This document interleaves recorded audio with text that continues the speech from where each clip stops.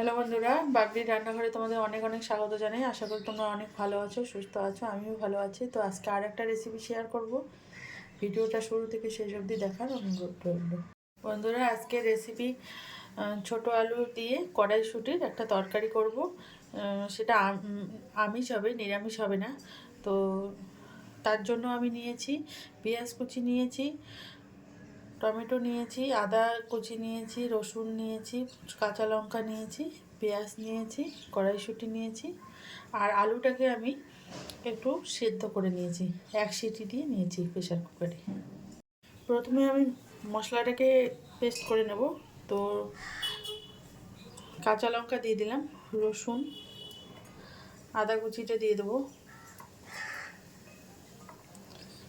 আর পেঁয়াজ একটা, এটাকে আমি পেস্ট করে নিচ্ছি। এটা আমি পেস্ট করে নিয়েছি। এখানে জিরে গুঁড়ো একটু দিয়ে দিয়েছি। কড়াই বসিয়ে দিয়েছি, কড়াইটা গরম হয়ে গেছে। পরিমাণ মতো রিফাইন তেল দিচ্ছি।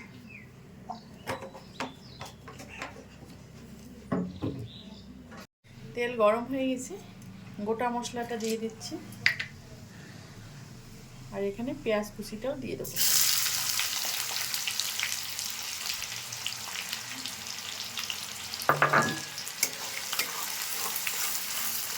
পেঁয়াজটা ভেজে নিয়েছি। এবার যে টমেটো একটা কেটে রেখেছি সেই টমেটোটা দিয়ে দিচ্ছি। এখানে আমি হলুদ দিয়ে দেবো পরিমাণ মতো।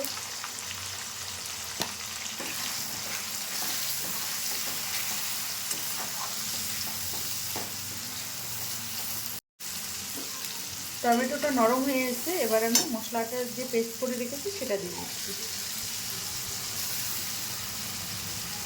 একটু কষিয়ে নেব।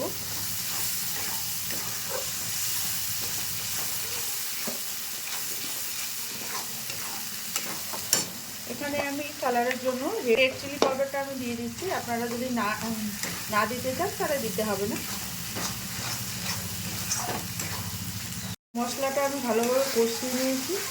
এবার আমি আলুটা দিয়ে দিচ্ছি।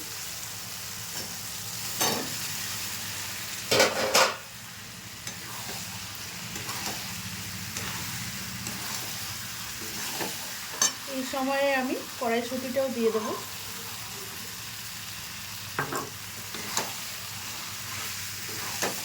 একটু ভালো করে মিশিয়ে নিচ্ছি।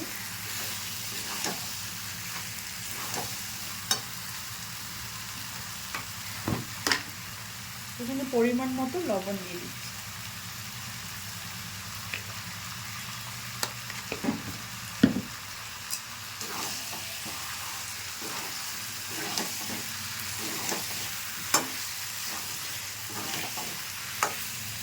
সামান্য জল দিয়ে দেবো একটু,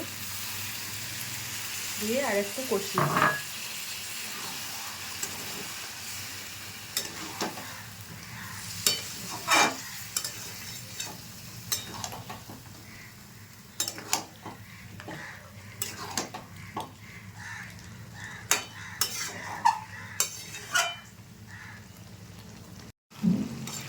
আমি ভালো করে কষিয়ে নিয়েছি। দেখুন মশলা থেকে তেল ছেড়ে দিয়েছি। এবার আমি একটু জল দেবো, অল্প করে জল দেবো।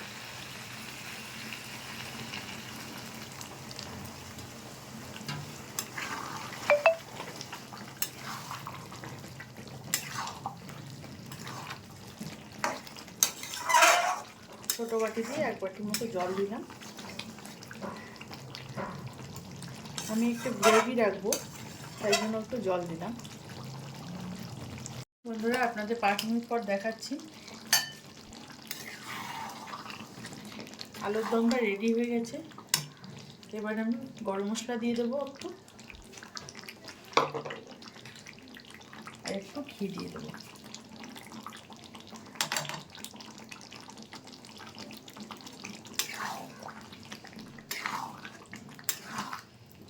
একটু ভালো করে মিশিয়ে নেব।